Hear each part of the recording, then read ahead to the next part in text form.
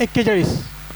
विद्यार्थी मित्रांनो, ही स्पर्धा आहे. या स्पर्धासोबतच आपल्या पुढचा स्पर्धक आहे 0 to 6 26. मैं उस देश का नागरिक हूँ जहाँ छत्रपति शिवाजी महाराज और अशोक सम्राट जैसे राजा थे। मैं उस देश का नागरिक हूँ जहाँ डाल डाल पर सोने की चिड़िया को पाया जाता था। मैं उस देश का नागरिक हूँ जहाँ हर 50 मील दूर पर रूप मजहब पहनावा बदल जाता था। मैं उस देश का नागरिक हूँ जिसे अपने भूगोल के पहले इस ब्रह्मांड का भूगोल याद था। नमस्कार मान्यवर आयोजक मंडळ, माझा कोड क्रमांक आहे 041. माझा विषय आहे एक देश एक निवडणूक.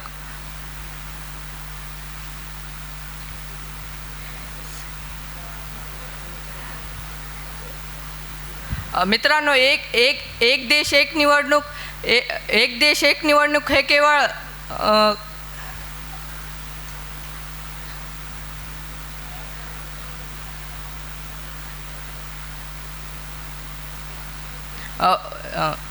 जगातील सर्वात मोठी लोकशाही आपल्या भारत देशात आहे आणि या भारत देशात निवडणूक प्रक्रिया सतत होत चालते.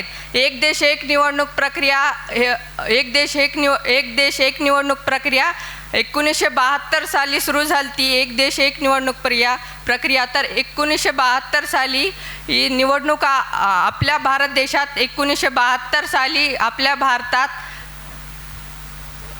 एकाच वेळी घेण्यात आली होती. जसेच विधानसभा, राज्यसभा, नगरपालिका, महानगरपालिका. त्यानंतर 1967 नंतर निवडणूक आयोगाने काही बदल केले. त्या बदलानुसार भारतात पुन्हा निवडणुका वेगवेगळ्या टप्प्यावर होत चालले.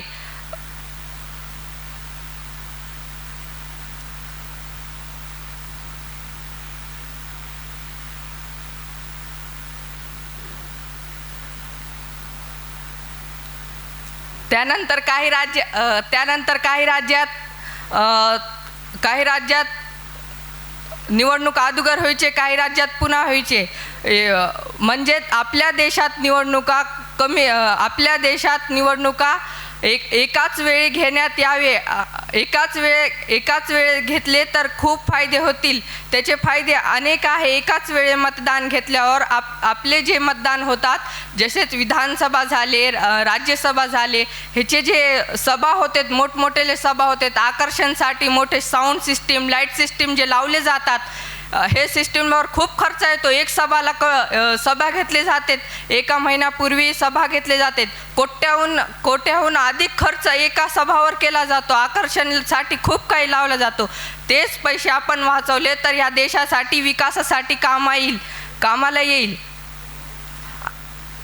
आणि प्रत्येक वेळेस जे निवडणूक आपल्या भारत देशात होतात त्या निवडणुकावर खूप कर्मचाऱ्यांना खूप त्रास होतो. जसे सरकारी अधिकारी, शिक्षक, पोलीस दल, कर्मचारी, कलेक्टर ह्यांच्या कामावर खूप परिणाम होतो. जसेच आपल्या भारत देशात निवडणूक आली की आचारसंहिता लागू होते. आचारसंहिता लागू झाल्यानंतर सरकारी कामात अडथळा येतो. मग त्यांच्यावर कामावर भर दिला जातो, म्हणून त्यांचे कामात खूप अडथळे येतात. असं झाले नाही पाहिजे. आपल्या भारत देशात एकाच वेळी एकाच दिवशी सगळे विधानसभा, राज्यसभा, लोकसभा, इतर नगरपालिका, महानगरपालिका, इतर मतदान एकाच दिवशी घ्यायला पाहिजे. धन्यवाद. 26 0 to 6. कोड क्रमांक आहे 26. माझा विषय आहे देशाच्या सक्षमीकरणात महिलांचे योगदान. मी याविषयी बोलणार आहे. तुझ्या उतुंग भरारी पुढे गगनही ठेंगणे भासावे. तुझ्या विशाल पंखाखाली विश्व ते सारे विसावे. समाज जागृतीसाठी स्त्री जागृती होणे आवश्यक आहे. स्त्री समूह जागृत झाल्याशिवाय देशात जागृती निर्माण होणार नाही. महिला या समाजातील अतिशय महत्त्वपूर्ण घटक आहेत. महिलांच्या विकासावरच देशाचा विकास अवलंबून असतो. ज्या देशात महिलांच्या विकासाकडे दुर्लक्ष केले जाते, त्यांच्या अंगभूत गुणांचा विकास होऊ दिला जात नाही, त्या देशाला काहीही भवितव्य नाही. आज मित्रांनो आपण पाहत आहोत की आपल्या शेजारील चीन असेल, बांगलादेश, पाकिस्तान इत्यादी देशांमध्ये महिलांचा विकास झालेला नाही, त्यामुळे या राष्ट्राचाही विकास झालेला नाही. भारताचा विचार केला तर मध्ययुगाच्या काळात महिलांची स्थिती ही चिंताजनक होती. त्यांना शिक्षणाची दारे बंद होती. महिलांना कौटुंबिक व सामाजिक बंधनांनी जखडल्यामुळे त्यांचा विकास थांबला. परंतु स्त्री शिक्षणाचा पाया ज्या महात्मा फुले व सावित्रीबाई फुले यांनी रचला, जसे समाजसुधारक न्यायमूर्ती रानडे, महर्षी कर्वे, राजाराम मोहन राय यांनी वाईट चालीरीती मोडीत काढल्या, याचा फायदा राष्ट्र उभारणीत महिलांचे योगदान महत्त्वाचे ठरले. मग ते भारत छोडो आंदोलन असेल, सविनय कायदे भंग, स्वदेशी अभियान, असहकार आंदोलन, अशा अनेक आंदोलनात महिला ह्या अग्रेस राहिलेल्या आहेत. सावित्रीबाई फुले यांच्याकडून शिक्षणाची प्रेरणा घेऊन आज कितीतरी महिला देशाच्या शिक्षण क्षेत्रामध्ये क्रांती घडवून आणत आहेत. महिलांचा विकास हा देशातील शाश्वत विकासाचा एक प्रमुख आधारस्तंभ आहे, जो या देशाला विकसित अधिक सक्षम बनवितो, विकसित बनवितो. महिला या अबला नसून सबला आहेत.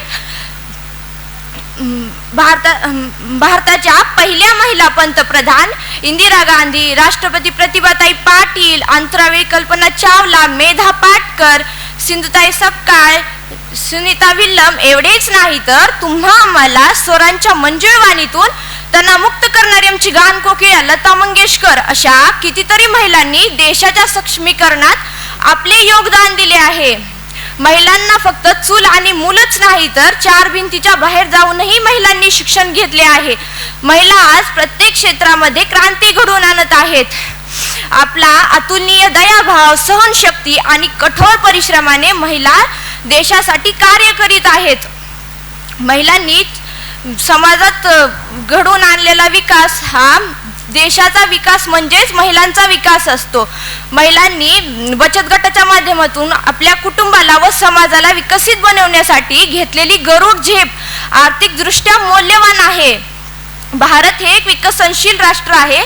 या विकसनशील राष्ट्राची खरी संपत्ती म्हणजे आजची विकसित झालेली स्त्री आहे, जिने देशाचा विकास घडवून आणला आहे. ती शिक्षण क्षेत्र असो, वैद्यकीय क्षेत्र असो, अशा वेगवेगळ्या क्षेत्रामध्ये स्त्री क्रांती घडवून आणत आहे. मी असे म्हणेल की जिजाऊ माँसाहेब नसत्या तर शिवाजी महाराजांना रयतेचे स्वराज्य निर्माण करता आले नसते. सावित्रीबाई फुले नसत्या तर महात्मा फुले यांना स्त्री शिक्षणाचे ऐतिहासिक कार्य करता आले असते का?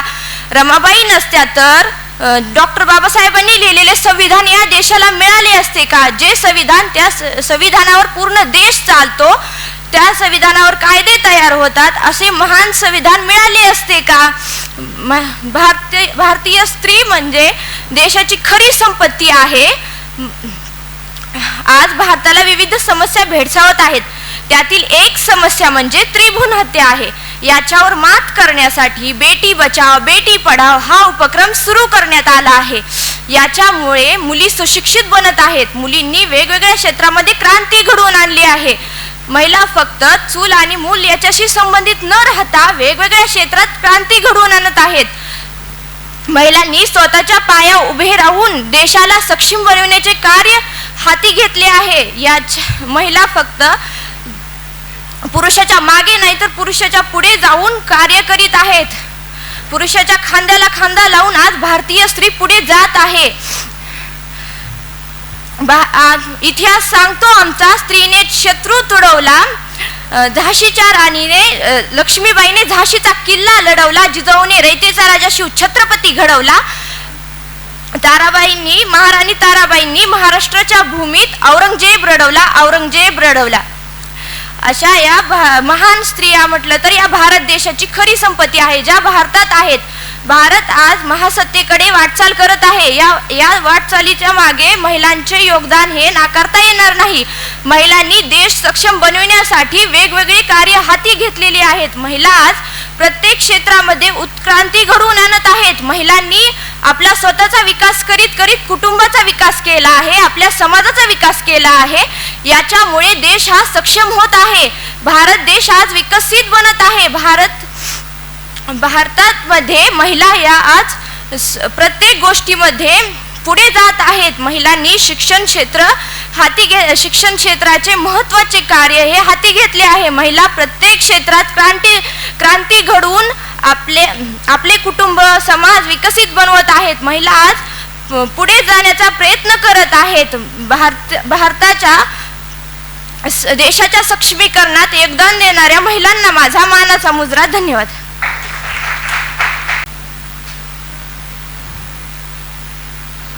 पुढचा स्पर्धक आहे 058 स्पर्धक क्रमांक 27 बोलतोय. देशाच्या सक्षमीकरणात महिलांचे योगदान याविषयी माझे मत मांडत आहे.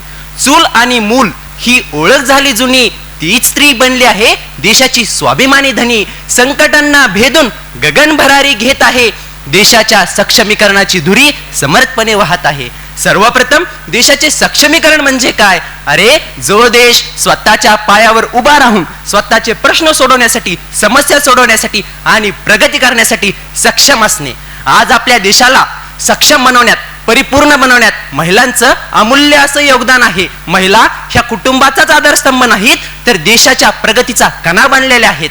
आज आर्थिकदृष्ट्या आपल्या देशाला सक्षम बनवण्यात महिलांचं अमूल्य असं योगदान आहे. पंतप्रधान मुद्रा योजना असेल किंवा बचत गट, आज आपल्या देशामध्ये 83 लाखाहून अधिक बचत गट आहेत आणि 9 कोटीहून अधिक महिला बचत गटाच्या सदस्य आहेत. त्यांनी बचत केलेला पैसा हा सामुदायिक विकासासाठी खर्च केला जातो आणि हा चक्रवाढ परिणाम देशाच्या स्थानिक अर्थव्यवस्थेचा पाया घालतो. आज स्टार्टअपच्या तुलनेत आपला देश जगाच्या 3ऱ्या क्रमांकावर आहे आणि आपल्या देशातील 15% स्टार्टअप महिलांच्या नेतृत्वाखाली चालते. महिला वेगवेगळे उत्पादने तयार करत आहे आणि जगभरात सुद्धा पोहोचवत आहे. यामुळे स्थानिक उत्पादनात आणि वस्तू निर्यातीमध्ये वाढ होतो आणि आपला देश आर्थिकदृष्ट्या आत्मनिर्भर बनतो. अगदी चुलीपासून ते उद्योगापर्यंत महिला पोहोचल्या आहेत. अगदी नवऱ्याचं पाकिट सांभाळणारी महिला आता देशाच्या अर्थव्यवस्थेचं बजेट सांभाळत आहे. एकंदरीतपणे महिला देशाला आर्थिकदृष्ट्या सक्षम बनवत आहेत. आज महिला आपल्या देशाला संरक्षण दृष्ट्या सक्षम बनवत आहेत. आता प्रश्न पडतो की महिला आणि देशाचे संरक्षण, अरे ज्यांना स्वतःचं संरक्षण करता येत नाही ते देशाचे संरक्षण काय करतील? हा न्यूनगंड त्यांनी तेव्हाच मोडून काढला. महिला स्वतःचं तर संरक्षण करतात आणि देशाचं सुद्धा करत आहेत हे त्यांनी वेळोवेळी दाखवून दिलं. याचं ज्वलंत आणि मूर्तिमंत उदाहरण म्हणजे, अरे ज्या नाबाक पाकड्यांनी आपल्या पहलगाम मध्ये हल्ला केला त्या महिलांच्या पतींना मारून त्या महिलांना म्हणतात जा जाऊन मोदींना सांग. अरे ज्या महिलेचा तुम्ही सिंदूर पुसला तेच operation Sindoor. Colonel Sofia Qureshi, wing commander Vyomika Singh, अरे पाकिस्तानच्या 100 किलोमीटर सरहदीमध्ये घुसून त्यांची 9 ठिकाणी उद्ध्वस्त करून धुमाकूळ माचवतात आणि ते पाकिस्तानवाले म्हणतात जनाब कितने आदमी थे. अरे काय के आदमी, इस बार शिकार पे शेर नहीं शेरनी आई थी. अहो त्यांनी पाकिस्तानलाच नाही हो जगाला दाखवून दिलं. जेव्हा जेव्हा देशाच्या संरक्षणाची गोष्ट येईल तेव्हा तेव्हा महिला देशाला संरक्षण दृष्ट्या सक्षम बनवत आहेत. म्हणूनच म्हणेल चाहे लाख आंधी आए तूफान उठ जाए, ओ वतन पर कुर्बान चाहे सिर कट जाए, सूरज की रोशनी से सागर का जल घट जाए, स्त्री शक्ति ओ है जो पीछे ना हट जाए, जो पीछे ना हट जाए. आज महिला पुरुषाच्या खांद्याला खांदा देऊन स्वाभिमानाने कर्तृत्व गाजवत आहेत. आज वेगवेगळ्या क्षेत्रातून महिला देशाला सक्षम बनवत आहेत. आज राजकीय क्षेत्र असेल तर आज आपल्या देशाच्या सर्वोच्च पदावर एक महिला कार्यरत आहे. आज कृषी क्षेत्र असेल तर आज आपल्या देशातील 60%हून अधिक कृषीचे कामे महिला पार पाडत आहे. नुसती शेतातली कामेच नव्हे तर बीज संवर्धन, सेंद्रिय उत्पादने देखील तयार करत आहे.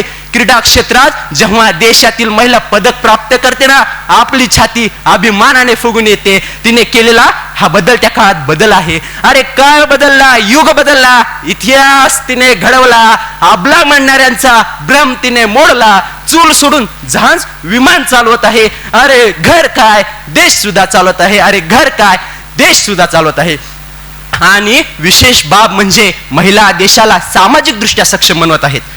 रयतेचे राज्य स्थापन करणाऱ्या छत्रपती शिवाजी महाराजांना घडवणाऱ्या राजमाता जिजाऊ माँसाहेब असतील, अरे ज्यांना बघताच दुश्मनाला घाम फुटतो अशा भगतसिंग यांना घडवणाऱ्या विद्यामती असतील, महात्मा ज्योतिबा फुले सोबत खंबीरपणे उभे राहून महिलांसाठी शिक्षणाचे द्वार उघडणाऱ्या सावित्रीमाई फुले असतील, ज्यांनी आपल्या भारत देशाचे संविधान निर्माण केले, ज्यात स्त्री पुरुष समानतेचा हक्क मांडला, अशा महामानव डॉक्टर बाबासाहेब आंबेडकर यांना घडवणाऱ्या पंडिता रमाबाई असतील. मी उदाहरण का सांगतोय, कारण एक महिला फक्त अपत्य जन्मास घालत नाही, त्याला चांगले शिक्षण देते, त्याला चांगले संस्कार देते आणि विशेष म्हणजे त्याच्या मनात देशभक्तीविषयी संवर्धन रुजवते. आणि विशेष बाब म्हणजे ती जी सुसंस्कृत अशी पिढी तयार करते ना, तीच पिढी उद्या देशाला सक्षम बनवणार आहे, तीच पिढी उद्या देशाचं भविष्य आहे. म्हणजे एकंदरीतपणे देशाच्या सक्षमीकरणाचा पाया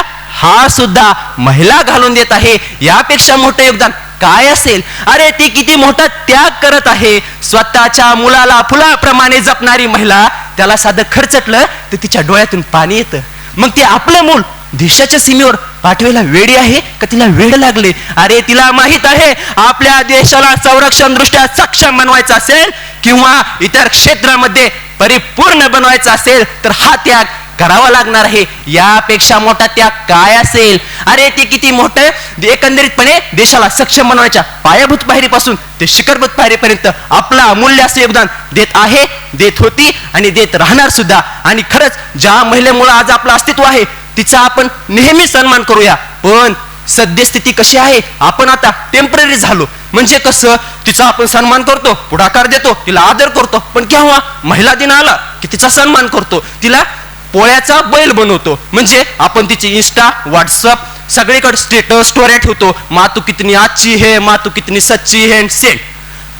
माँ तू कितनी अच्छी है, माँ तू कितनी सच्ची है, सेंड. आणि त्या आईला फक्त आपण एक दिवसाचा सन्मान करतो. अरे बहीण म्हणजे जीवाचं रान असतं, वहीचं टाचणी पान असतं. म्हणजे फक्त आपण तिला एक दिवसाचा सन्मान करू. अरे ज्या महिलेमुळे आज आपलं अस्तित्व आहे तिचा आपण नित्य नेहमी सदोचित हमेशा सन्मान करूया, तिला आदर देऊया, तिला पुढाकार देऊया. कारण मावलीचं रूप तू, सहनशक्तीची साई, तुझ्या पायी धन्य वस्ती आणि तुझ्या विना नाही सृष्टी. महिला माऊलीचं रूप आहे, ती सहनशक्तीची मूर्ती आहे आणि ती ज्या घरात आहे ते घर धन्य आहे आणि तिच्या विना ही सृष्टी सुद्धा नाही. आणि खरंच देशाच्या सक्षमीकरणात महिलांचे योगदान हा विषय अत्यंत कौतुकास्पद, गौरवास्पद आहे. कारण बदलत्या काळानुसार आपण स्वतःमध्ये बदल केला, बदलती जी काही संस्कृती असेल, यांत्रिकरण असेल, ते अंगीकारलं, यात काही शंका नाही. पण बदलत्या काळानुसार जिने देशाला बदल घडवण्यात योगदान दिले तिचा नेहमी सन्मान करूया. आणि देवीप्रमाणे सर्व महिलांना माझा मानाचा मुजरा. जय हिंद, जय महाराष्ट्र.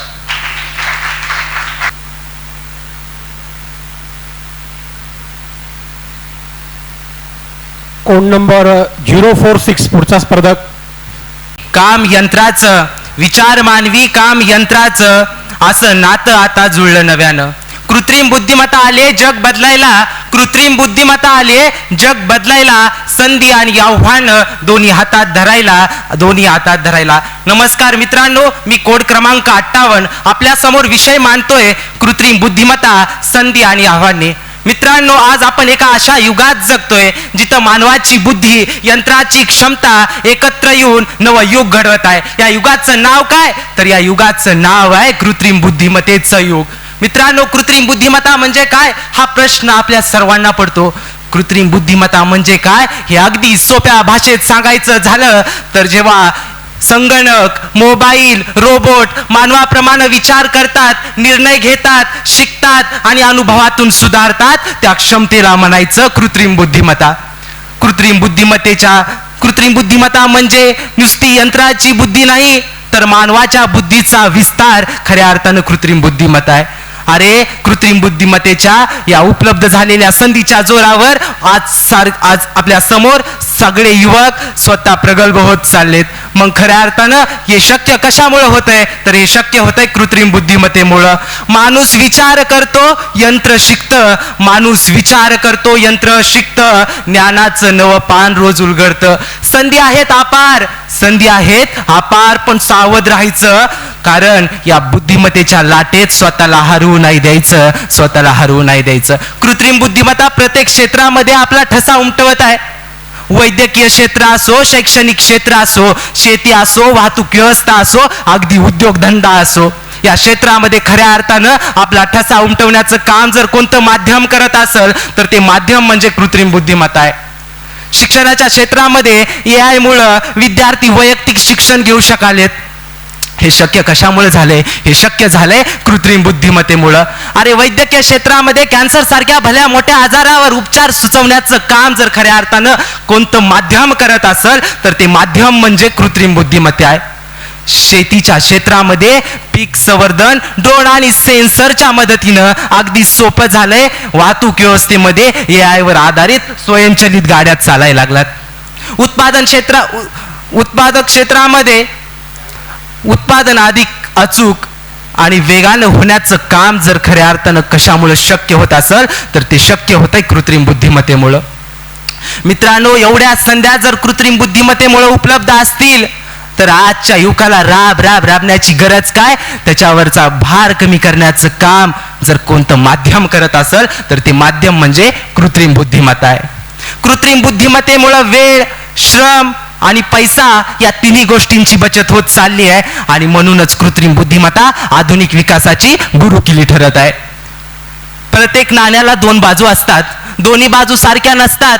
अरे कृत्रिम बुद्धिमत्तेला जरी संध्या उपलब्ध असतील तरी कृत्रिम बुद्धिमत्ते पुढचे आव्हानं देखील तेवढेच महत्वाचे आहेत.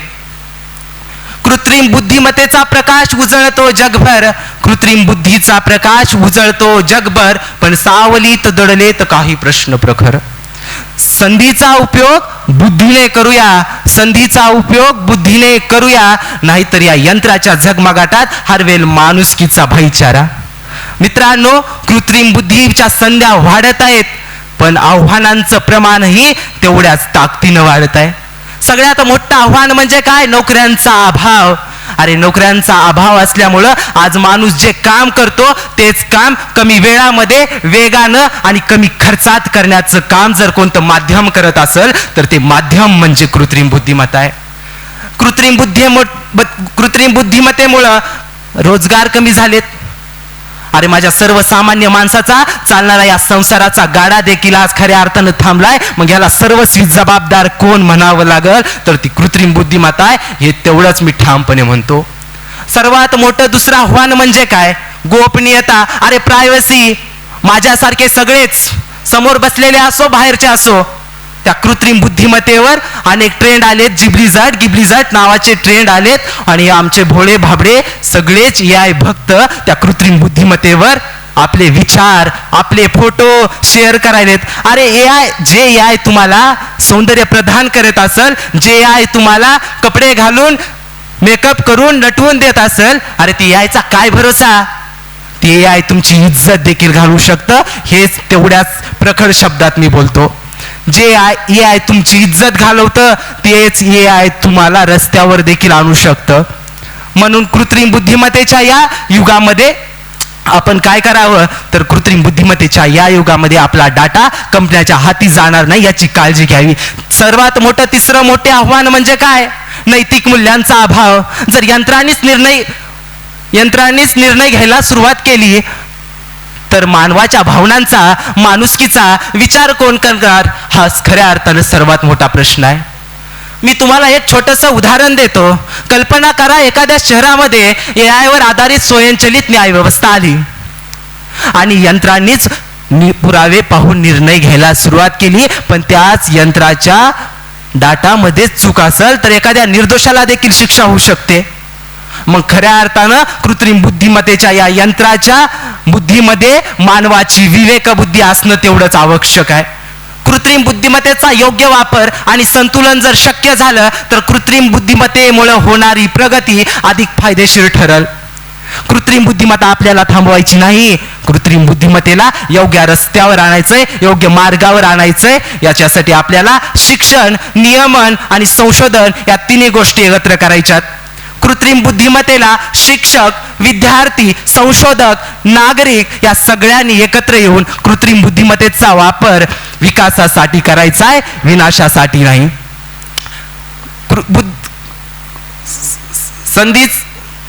कृत्रिम बुद्धी संधी एवढं बोलून मी इथंच थांबतो. 46 इकडे नाही अजून, इतक्या लवकर शेवट करू नका. पुढचा नमस्कार.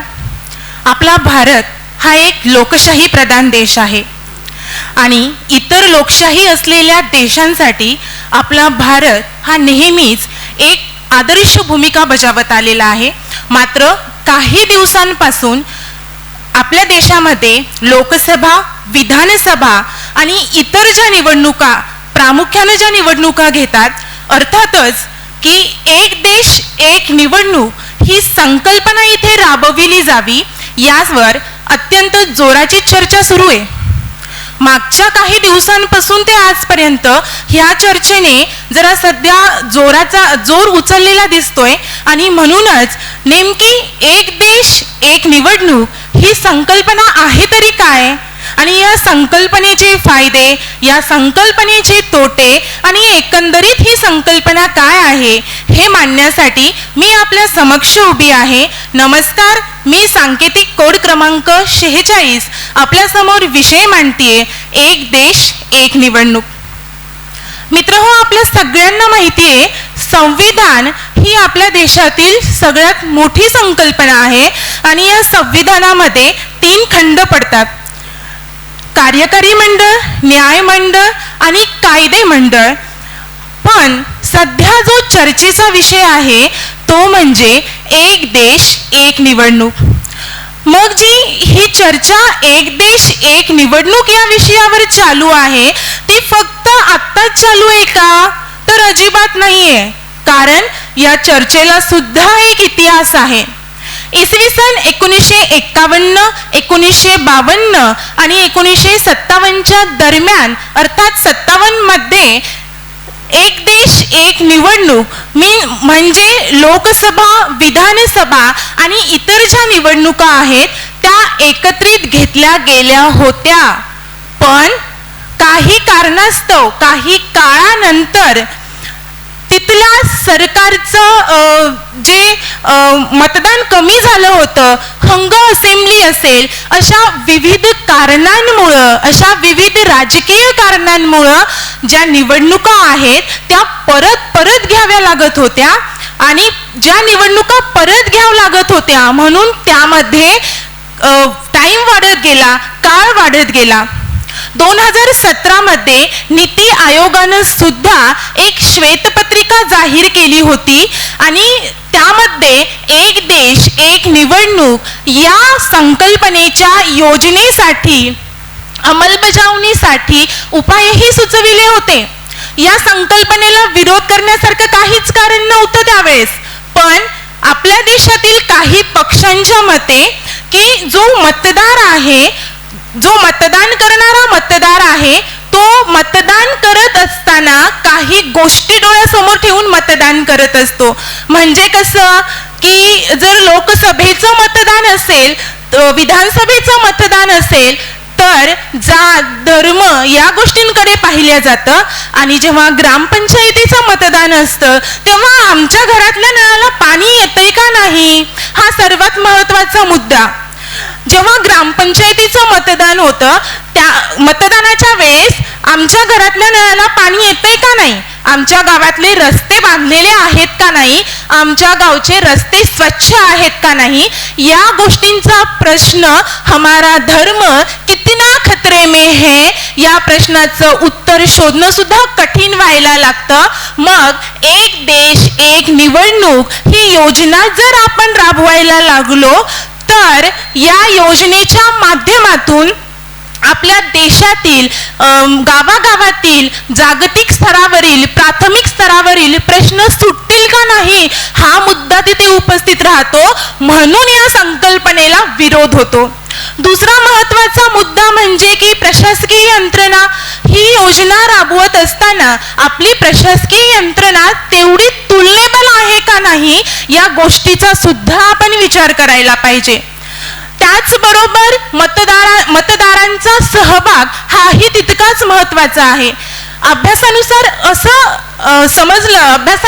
असं प्रदर्शित झालं की ग्रामपंचायतीचं जे मतदान असतं ते 90-75च्या घरात, त्यानंतर पंचायत समिती चं जे मतदान असतं ते 80-85च्या घरात आणि नगरपालिकेचं जे मतदान असतं ते 70-75च्या घरात आणि लोकसभेचं राज्यसभेचं जे मतदान असतं ते असतं 60-65च्या घरात आणि शेवटी लोकसभेचं जे मतदान आहे ते 50-55च्या चक्क इतकं खाली घसरलेलं पाहायला मिळतं. मग जर आपण एक देश एक निवडणूक ही संकल्पना राबवायला सुरुवात केली तर मतदारांचा सहभाग वाढण्याची सुद्धा शक्यता यामध्ये आपल्याला दिसून येते आणि हा मतदारांचा सहभाग या संकल्पनेतून वाढू शकतो असं मला वाटतं. शेवटचा एक मुद्दा म्हणजे राजकीय स्थैर्य. आता बघा, आपल्या देशामध्ये ज्या निवडणुका होतात त्या निवडणुकामध्ये आपल्या देशातील सरकारचा खूप जास्त टाइम वाया जातो. तो कसा, तर जिथे निवडणुका असतील तिथे सरकार काय करत असतो की सभा घेत असतो. मग ह्या सभांमध्ये जर सरकार या आपल्या देशाचे पंतप्रधान जर तिथे जाऊन सभा घ्यायला लागतील तर मग देशाचा विकासाचं काय हा प्रश्न उभा राहतो. थांबते. मनपूर्वक धन्यवाद. एक मिनिट. पुढचा स्पर्धक आहे 110. स्पर्धक आमच्याकडे ते आलं नाही असा कोणी बसा. ठीक आहे. हॅलो श्रोते हो, नमस्कार. मी आज आपल्याला एका वेगळ्याच जगात नेणार आहे. एका अशा जगामध्ये जेथे मानव स्वतः मशीन तयार करतो व स्वतःची बुद्धिमत्ता मशीन मध्ये टाकतो, तेव्हा हीच मशीन माणसाला म्हणते, अरे माणसा, आता तुझी गरजच काय. होय मित्रांनो, होय, तुम्ही बरोबर ओळखलत. मी बोलतेय कृत्रिम बुद्धिमत्तेबद्दल, अर्थात आर्टिफिशियल इंटेलिजन्स बद्दल. मित्रांनो, माणूस अश्मयुगीन काळामध्ये जंगलात राहायचा, तेव्हा पक्षी घरट्यात राहायचा. आज पक्षी घरट्यातच राहतो, पण हा माणूस आधी खेड्यांमध्ये, मग नगरांमध्ये, मग महानगरांमध्ये, एवढंच काय तर अवकाशातही जाऊ लागला.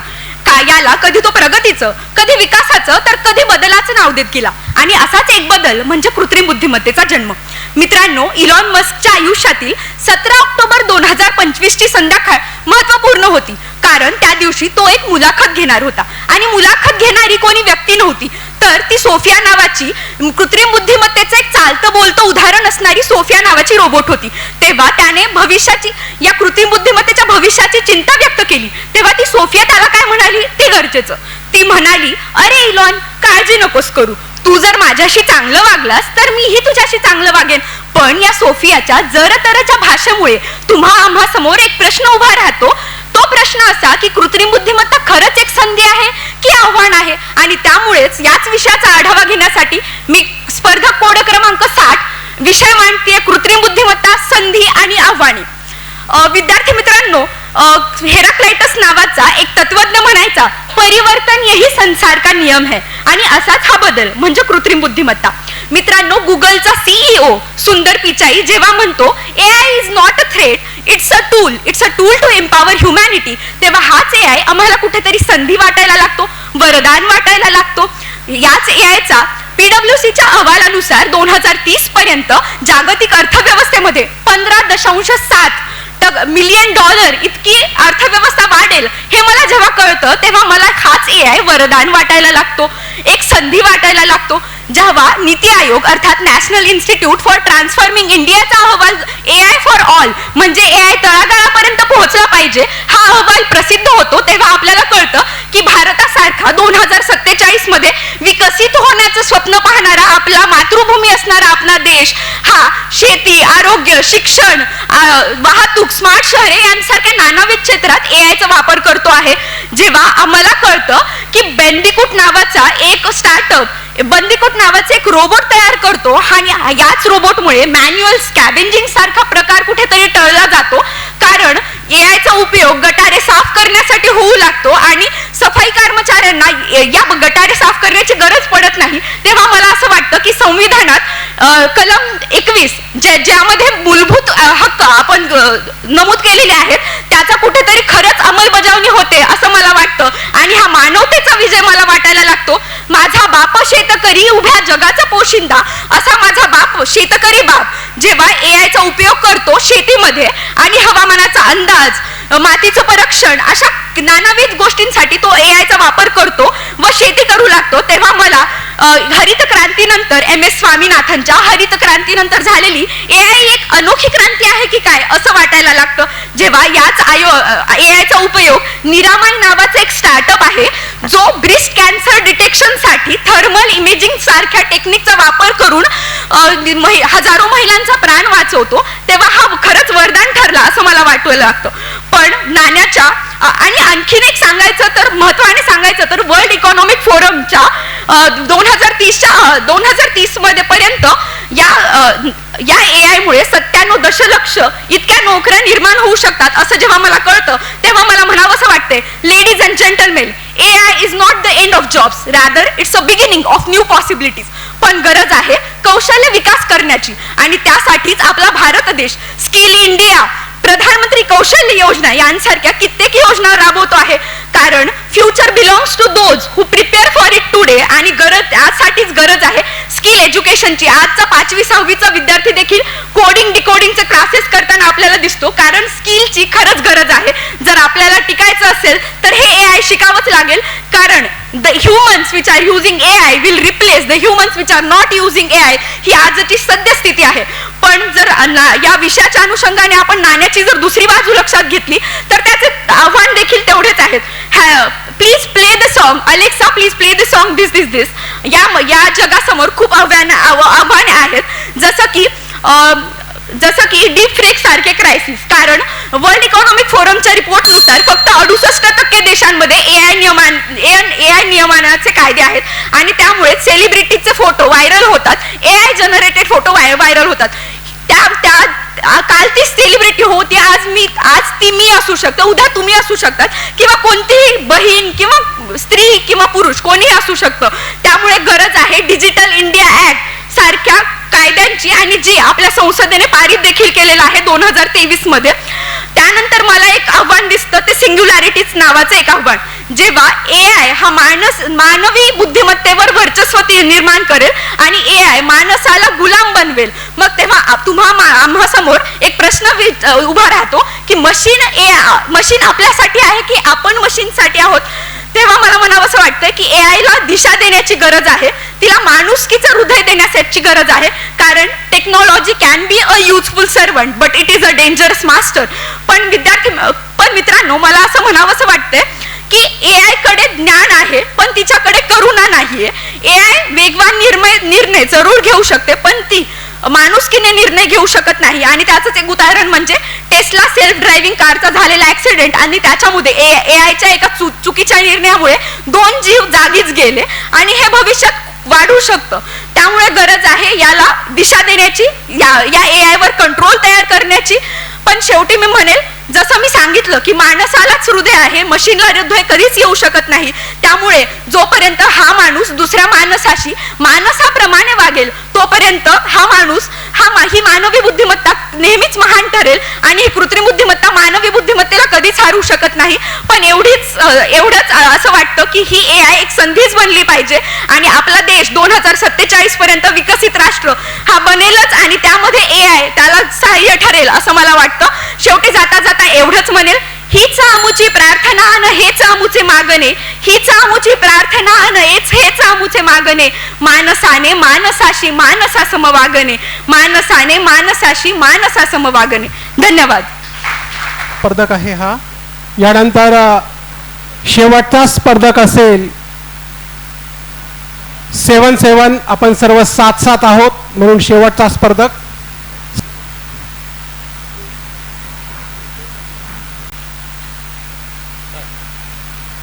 उपस्थित सर्वांना मनपूर्वक नमस्कार. मित्रहो, कृती, प्रयोग, विचार या सगळ्याच गोष्टी आहेत ज्या तरुणाईच्या मनामध्ये कुठल्या तरी विकासाच्या कार्य करण्यासाठी या ठिकाणी विचार प्रवृत्त करत असतात. मग हीच तरुणाईचा विचार करत असताना आज तरुण प्रत्येक गोष्टीवरती आपण तरुणाचा विचार मागत असतो. मग तो विचार का मागतोय तर जगाच्या पाठीवरील लोकसंख्येमध्ये सगळ्यात जास्त जर वाटा कोणाचा असेल तो आजच्या या तरुणांचा आहे. अर्थातच या तरुण पिढीला आपण वेगवेगळी नावं दिलेली आहेत, पण याच तरुण पिढीच्या खांद्यावरती भविष्याचं ओझं आहे. म्हणजेच काय तर या तरुण पिढीचा जी या ठिकाणी जबाबदारी आहे, या तरुण पिढीची जी भावना आहे, या भावनेवरती, या जबाबदारीवरती येणाऱ्या पिढ्यांचं आयुष्य अवलंबून आहे. आणि मग हेच आयुष्य जर या पिढ्यांवरती अवलंबून असेल तर याच पिढ्यांची भूमिका जाणून घेणं आपल्याला गरजेचे आहे. अर्थातच यांचीच भूमिका स्पष्ट करण्यासाठी आपणासमोर उभा आहे आदरणीय ज्ञाते, श्रोते आणि वक्ते. मी सांकेतिक कोड क्रमांक 110 आपणासमोर विषय मांडतो आहे, शाश्वत विकासात युवकांची भूमिका. मित्रहो, शाश्वत विकासात युवकांची भूमिका पाहत असताना सर शाश्वत विकास म्हणजे नक्की काय हे स्पष्ट करणं थोडक्यात गरजेचं वाटतं. मित्रहो, आताच्या घडीला आपण ज्या संसाधनाचा उपयोग करतोय त्या संसाधनाचा वापर स्वतःसाठी करणे, परंतु येणाऱ्या पिढ्यांसाठी या संसाधनांचा योग्य त्या पद्धतीने बचाव करणे म्हणजे खऱ्या अर्थाने शाश्वत विकास म्हणता येईल. मग शाश्वत विकासाची संकल्पना लक्षात घेत असताना शाश्वत विकासाची उद्दिष्ट या ठिकाणी लक्षात घेणं गरजेचं आहे. मग यामध्ये आर्थिक उद्दिष्ट असेल, सामाजिक उद्दिष्ट असेल किंवा मग पर्यावरण संवर्धन असेल, या सर्व गोष्टींवरती विचार करणं गरजेचं आहे. मग या प्रत्येक गोष्टीचा, या प्रत्येक पैलूवरती विचार करताना मॅडम या प्रत्येक गोष्टीचा एक संदर्भ आपल्या समोर येतो. मग या विषयांवरती ज्यावेळी आपण लक्ष केंद्रित करतो त्यावेळी आपण ज्यावेळी सामाजिक बाब बघतो ना, मग आपल्या आजूबाजूला घडत असणाऱ्या गोष्टी, मग या ठिकाणी विविध प्रकारच्या दंगली घडतात किंवा विविध प्रकारच्या गोष्टी, नवनवीन गोष्टी आपल्या समोर येतात. मग AI सारखं तंत्रज्ञान आपल्या समोर येतं. मग आज आपण तरुण पिढी म्हणून येणाऱ्या पिढीला नक्की काय देणार आहोत हे जाणून घेणं गरजेचं आहे. मग सामाजिक गोष्टीबद्दल ज्यावेळी विचार करतो ना त्यावेळी मग येणाऱ्या पिढीला आपण ज्यावेळी शांतता, बंधुता अशा प्रकारचे संदेश देऊ, ज्यावेळी आपण या गोष्टींवरती नियंत्रण करू आणि खऱ्या अर्थाने त्या समोरील येणाऱ्या पिढीला नव्या संदेश देऊ, खऱ्या अर्थाने ती पिढी नव्या पिढीसाठी पुन्हा एकदा तेच कार्य करणार आहे. म्हणजे या ठिकाणी जो चक्र चालू असतो त्या चक्रावरती विचार करणं गरजेचं आहे. यापुढे जाताना मित्र हो, ज्यावेळी आपण आर्थिक दृष्टीवरती लक्ष केंद्रित करतो ना तेव्हा आर्थिक दृष्ट्या आल्यानंतर मात्र आपण लगेचच या ठिकाणी आपले विचार बदलले जातात. मग या ठिकाणी आपल्याला कदाचित निसर्ग किंवा समाज यांच्यातला फरकही जाणवत नाही. मग हाच फरक समजून घेत असताना खऱ्या अर्थाने व्यवसाय करणं म्हणजे निसर्गाची हानी करणं नाही, तर व्यवसाय करत असताना पर्यावरणपूरक व्यवसाय केला तर खऱ्या अर्थाने निसर्गाचं संवर्धन करू शकतो. सामाजिक दृष्ट्या दुर्बल असणाऱ्या घटकांना या ठिकाणी योग्य प्रवाहात आणू शकतो आणि या सामाजिक दृष्ट्या दुर्बल असणाऱ्या घटकांना, आर्थिक दृष्ट्या दुर्बल असणाऱ्या घटकांना आपण या ठिकाणी विविध प्रकारचा रोजगार निर्मिती करू शकतो. म्हणजे यातून साध्य काय होतं तर पर्यावरणपूर्वक व्यवसायातून नवीन या ठिकाणी रोजगार निर्मिती होते, या ठिकाणी पर्यावरणाचं संवर्धन होतं आणि अर्थातच स्वतःचं सुद्धा त्या ठिकाणी संगोपन होत असतं. मग याच गोष्टीचा विचार करत असताना मॅडम हा दुसरा पैलू होता. आणि तिसरा पैलू अर्थातच पर्यावरण. या ठिकाणी आपण आपल्या येणाऱ्या पुढील पिढीसाठी प्रत्येक गोष्टीची या ठिकाणी प्रयत्न करतोय की त्यांचं जीवन सुखकर कसं होईल. म्हणजे आपलं जीवन आपण सुखकर करतोयच, परंतु आता AI असेल, विविध प्रकारचं तंत्रज्ञान असेल, बदललेलं तंत्रज्ञान असेल, मग या तंत्रज्ञानाच्या माध्यमातून येणाऱ्या पिढीचं जीवन आपण सोयीस्कर करण्याचा प्रयत्न करतोय. परंतु हे जीवन सोयीस्कर होत असताना खऱ्या अर्थाने या पिढीला गरज आहे ती म्हणजे आपल्या आयुष्यातील अविभाज्य घटक बनलेले म्हणजे पर्यावरणातील घटक. म्हणजे आजच्या घडीला आपल्याला ही लाईट पाहिजे, आपल्याला पेट्रोल हवाय, आपल्याला नैसर्गिक साधन संपत्ती हवी आहे, त्याच्या विना आपलं जीवन हे व्यर्थ आहे. मग जर आपलं जीवन व्यर्थ होणार असेल तर येणाऱ्या पिढीला सुद्धा ह्या गोष्टी सगळ्या गरजेच्याच आहेत. मग सर ह्या गोष्टी जर त्यांना द्यायच्या आहेत तर खऱ्या अर्थाने या पर्यावरणाचं संरक्षण, संवर्धन, संगोपन करणं गरजेचं आहे. म्हणजे अर्थातच काय तर आपल्या अगोदरच्या पिढीने आणि आपण खऱ्या अर्थाने या ठिकाणी विविध प्रकारच्या चुका केल्या, त्याच्यामुळे पर्यावरणाचं नुकसान झालं आणि यामुळेच आज आपल्या आजूबाजूला ज्या घटना घडताना दिसत आहेत. मग आजच्या घडीला आपण विचार केलं तर आपल्या चुकींमुळे 50% पर्यावरण आधीच दूषित झालेलं आहे, पण जे उर्वरित 50% पर्यावरण आहे अर्थातच त्याच्यामध्ये आपण सुधारणा करू शकतो. आणि ही सुधारणा खऱ्या अर्थाने म्हणजे शाश्वत जीवन आहे आणि याला शाश्वत विकास म्हणणं गरजेचं आहे. मग यामध्ये तरुण म्हणून माझी भूमिका काय, तरुण म्हणून आपली भूमिका काय, ही भूमिका जाणून घेत असताना खऱ्या अर्थाने साधन संपत्ती नक्की काय आहे, तिचा वापर कोणत्या पद्धतीने केला पाहिजे. मग यामध्ये याच अर्थकारणामध्ये एक संकल्पना आहे. ती संकल्पना म्हणजे आपण ज्या गोष्टीचा उपयोग करतोय आत्ताच्या लोकसंख्येनुसार आपल्याला ती कितपत पुरते आहे आणि जर भविष्यात लोकसंख्या वाढणार असेल तर त्या लोकसंख्येला याची गरज कितपत भासणार आहे किंवा आपण त्यांना ती गोष्ट किती दिली पाहिजे हे जाणून घेणं गरजेचं आहे. मग यामध्ये सर ज्यावेळी आपण विविध गोष्टींनी विचार करतो त्यावेळी खऱ्या अर्थाने जी आता आर्थिक, सामाजिक आणि नैसर्गिक असमानता आलेली आहे त्या असमानतेला समानतेकडे नेणं म्हणजे खऱ्या अर्थाने या ठिकाणी शाश्वत विकास आहे. मग हा शाश्वत विकास या ठिकाणी अंगीकारत असताना विविध प्रकारच्या गोष्टी या ठिकाणी अंगीकारणं गरजेचं आहे.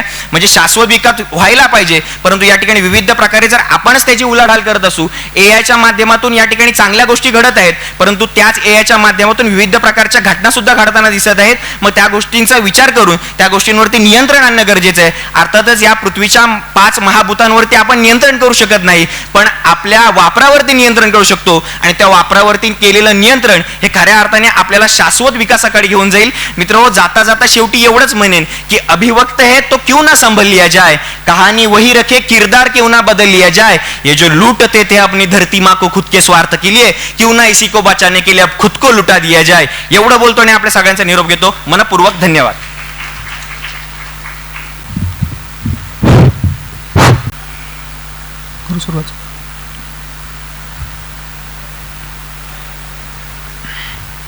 नमस्कार मित्रांनो, ब्रिटिशांच्या साम्राज्यवादी बेड्यामधनं स्वतंत्र झालेल्या भारतानं लोकशाही शासन व्यवस्था स्वीकारली आणि याच लोकशाही शासन व्यवस्थेच्या वाटचालीला 75 वर्ष पूर्ण होऊन आपण लोकशाहीचा संविधानाचा अमृत महोत्सव सुद्धा साजरा केला. हा देश स्वतंत्र झाल्यानंतर एका अविकसित राष्ट्रातनं विकसित राष्ट्र उभं करणं, संवेदनशील लोकांना उभं करणं, त्यातनं योग्य नेतृत्व राजकारणामध्ये उभं करणं आणि भारताला जागतिक पटलावरती एक उभारी घेणारं नेतृत्व म्हणून पुढे आणणं इथल्या राजकारणामध्ये, इथल्या देशाच्या लोकशाहीमध्ये सगळ्यात महत्वाचा मुद्दा होता. त्याविषयी बोलताना बाबासाहेब असं म्हणाले होते की सद्यस्थितीमध्ये आपल्याकडे ते नेतृत्व आहे, पण भविष्यकालीन भारतासाठी जर भारताला भविष्यवादी राष्ट्र आपल्याला बनवायचं असेल तर इथे हे योग्य नेतृत्व वेळोवेळी उभं राहणं, ते इथल्या नागरिकांनी निवडून देणं आणि त्यातनं भारताचं भविष्य शाश्वत राहणं हे आजच्याच काळाचं नाही तर भविष्याची सुद्धा महत्वाची गरज आहे. त्यासाठी इथं निवडणुका होत राहणं आणि या निवडणुकांमधनं एकसूत्रता येऊन या निवडणूक प्रक्रियेतनं नवीन नेतृत्व देशात उभं राहणं फार गरजेचं आहे. त्याच निवडणुकांचा काळात जर आपण सद्यस्थितीमध्ये बघितला तर सद्यस्थितीमध्ये देशामध्ये एक देश एक निवडणूक या दिशेने काही जोशाने वारे वाहू लागलेले आहेत. ही एक देश एक निवडणूक मोहीम जर भारतामध्ये अंमलात आणली गेली तर भारत लोकशाही दृष्ट्याच नाही तर आर्थिक दृष्ट्या सुद्धा अधिक सक्षम होऊन एक मोठ्या अर्थात आर्थिक दृष्ट्या सक्षम राष्ट्र बनवू शकेल, अशी काहीशी भूमिका अनेकांकडून व्यक्त केली जाते. पण नागरिक म्हणून या देशाचा एक नागरिक म्हणून, एक युवक म्हणून खरंच एक देश एक निवडणूक भारतासाठी, लोकशाहीसाठी, इथल्या अर्थव्यवस्थेसाठी पूरक आहे, नक्की ते संधीचं माध्यम आहे की एक आव्हान आहे, याची चिकित्सा मला तुमच्या समोर करायची आहे. म्हणून नमस्कार. स्पर्धक कोड क्रमांक 77, विषय आहे एक देश एक निवडणूक. मित्रांनो, विविधतेने नटलेल्या भारतासारख्या देशामध्ये अनेक धर्मांचे वेगवेगळे उत्सव आपण साजरे करतो, सण आपण साजरे करतो, पण या सर्व धर्मांमध्ये, या सर्व लोकांमध्ये एक उत्सव असा आहे जो दर 5 वर्षांनी आपण कोणता जात, कोणतीच धर्म न बघता साजरा करतो, तो म्हणजे लोकशाहीचा उत्सव, जिथे प्रत्येक नागरिकाला, प्रत्येक व्यक्तीला आपली मतं व्यक्त करण्याचा, आपली नाराजी व्यक्त करण्याचा, आपले राग व्यक्त करण्याचा, आपला हट्ट व्यक्त करण्याचा मार्ग आपल्याला दिला जातो. या सर्व निवडणुकांमध्ये एकसूत्रता आणण्यासाठी लोकसभा, विधानसभा आणि स्थानिक स्वराज्य संस्था या तिन्ही निवडणुकांची एकसूत्रता मांडून त्या तीनही निवडणुका सोबत घेऊन देशाला एक नवीन निवडणुकांची प्रणाली देणं हे सद्यस्थितीमध्ये एक धोरण अंमलात आणलं जात आहे. पण जरी हे धोरण देशाच्या लोकशाहीसाठी स्वस्थ आहे, ते योग्य आहे असं म्हटलं जात असलं तरी मला वाटतं त्याचे जे परिणाम आहेत ते सद्यस्थितीमध्ये समजून घेणं फार गरजेचं आहे. कारण कोविंद कमिटीने दिलेला जो अहवाल होता तो अहवाल असं सांगतो की जर एक देश एक निवडणूक हे धोरण अंमलात आणलं गेलं तर देशाच्या जीडीपी मध्ये 1.5% वाढ होईल. पण ही वाढ फक्त कागदोपत्री तर राहणार नाही ना, कारण या निवडणुका घेण्यासाठी जे मॅनपॉवर आपल्याकडे लागणार आहे त्यासाठीचा खर्च नेमका याच्यामध्ये गृहीत धरला गेलाय का, हा सुद्धा महत्वाचा प्रश्न आहे. म्हणजे तात्कालिक येणाऱ्या निवडणुकांना जर आपण ईएमआयचा ऑप्शन धरला आणि एक देश एक निवडणुकांना वन टाइम पेमेंटचा ऑप्शन धरला तर यामध्ये सुद्धा जी तफावत आहे ती तफावत किती प्रमाणात असेल आणि म्हणून काय कार्यक्षमता वाढवण्यासाठी जर आपण पारदर्शकतेला फाट्यावरती मारणार असू तर मला वाटतं त्यात कोणतंच तथ्य नाहीये. सद्यस्थितीमध्ये आपण बघितलं तर राष्ट्रीय राजकारण वेगळं आहे आणि स्थानिक राजकारण हे वेगळं आहे. स्थानिक स्वराज्य संस्था असतील, त्यांचे पक्ष असतील, स्थानिक प्रादेशिक पक्ष असतील, त्यांचे मुद्दे वेगळे असतात, त्यांच्या समस्या वेगळ्या असतात. आणि ज्यावेळी आपण राष्ट्रीय निवडणुकांमध्ये मतदान करतो त्यावेळी राष्ट्रीय मुद्दे हे वेगळे असतात. ज्यावेळी या सर्व निवडणुका एकत्रित येतील त्यावेळी राष्ट्रीय मुद्देच हे स्थानिक मुद्द्यांवरती वरचं ठरायला लागतील आणि देशभक्तीच्या नावाखाली आपण जर स्थानिक मुद्द्यांना डावलून फक्त आणि फक्त स्वातंत्र्याच्या नावाखाली जर आपण मतदान करणार असू आणि आपल्या मूळ मुद्द्यांना बाजूला ठेवणार असू तर मला वाटतं हे कुठे ना कुठे स्थानिक पक्षांवरती आणि इथल्या अपक्ष नेत्यांवरती सुद्धा एक मोठं बंधन निर्माण करणार आहे. आणि म्हणून फक्त आर्थिक दृष्ट्या जर आपण बघितलं तर अर्थव्यवस्थेमध्ये सुद्धा असे अनेक खर्च आहेत जे कदाचित टाळले जाऊ शकतात. आजही निवडणूक प्रक्रिया ज्यावेळी लाभली जाते त्या निवडणूक प्रक्रियेमध्ये शिक्षक असतील, इथले व्यक्ती असतील, प्रशासकीय सेवक असतील, त्यांची होणारी दमछक जर आपण पाहिली तर ती कदाचित एक जमेची बाजू मांडली जाऊ शकते. पण ही जमेची बाजू समजून घेत असताना इथले जे राजकारणी आहेत ते खरंच या धोरणाकडे एक संधी म्हणून बघतील की भारताला सुदृढ बनवण्याच्या हिशोबाने बघतील, याविषयी आपण सगळ्यात पहिले विचार करूया. कारण कोणतीही निवडणूक ज्यावेळी जाहीर केली जाते त्यावेळी सर्व आपल्या ज्या सध्या मध्यवधी निवडणुका आहे त्यांचा कार्यकाळ संपून त्यांना लोकसभेसोबत आणण्यासाठी काही निवडणुकांचा कार्यकाळ हा संपवला जाईल, त्यांना त्यांच्या काळापूर्वीच खंडित केलं जाईल आणि त्यांना लोकसभेसोबत आणलं जाईल. आणि मध्यावधीमध्ये एखाद्या राज्यातील सरकार कोसळलंच तर दुसऱ्या निवडणुका तिथे झाल्याच तर दुसरं जे सरकार उभं राहील ते फक्त आणि फक्त त्या तात्कालिक स्वरूपाच्या काळापुरतच मर्यादित राहील आणि तिथे सगळ्यात मोठी समस्या निर्माण होणार आहे. कारण एक लक्षात घ्या, अशा काळामध्ये ज्यावेळी एखादं सरकार उभं राहतं, जेव्हा ज्यांना माहीत असतं की आपलं अस्तित्व हे गेल्या काही फक्त 2 वर्षांसाठी असणार आहे, मग त्यासाठी दूरदृष्टीचे जे धोरण आहेत ते राबवण्यापेक्षा सद्यस्थितीमध्ये ज्याला पॉप्युलिस्ट मेजर्स असं म्हटलं जातं, अर्थात प्रलोभनांच्या ज्या योजना असतात त्या प्रलोभनांच्या योजनांवरती अधिक भर दिला जातो. आणि यामध्ये फक्त नागरिकांचंच नाही, देशाच्या अर्थव्यवस्थेचा सुद्धा सगळ्यात मोठं नुकसान असतं. आणि म्हणून एक देश एक निवडणूक म्हणताना आपल्या नेत्यांचे, इतर राजकीय पक्षांचे मनसुबे तितके बरोबर आहेत का, हा सगळ्यात पहिले प्रश्न निर्माण होतो. एक लक्षात घ्या, एक देश एक निवडणूक म्हणताना लोकसभा आणि विधानसभेच्या निवडणुका सोबत होतील आणि स्थानिक स्वराज्य संस्थांच्या निवडणुका पुढे 100 दिवसांमध्ये घेण्याचा दृष्टिकोन मांडला गेलाय.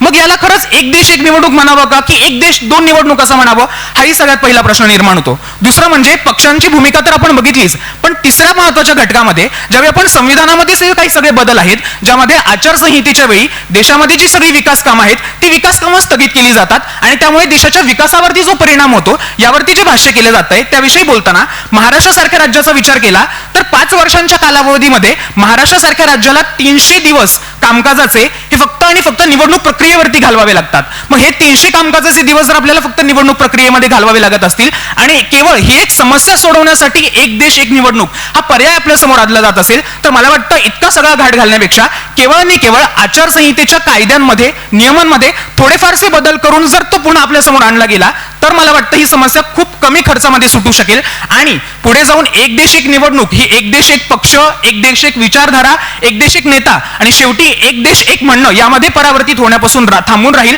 आणि देशामध्ये लोकशाहीचं स्थान अधिक अढळ होईल.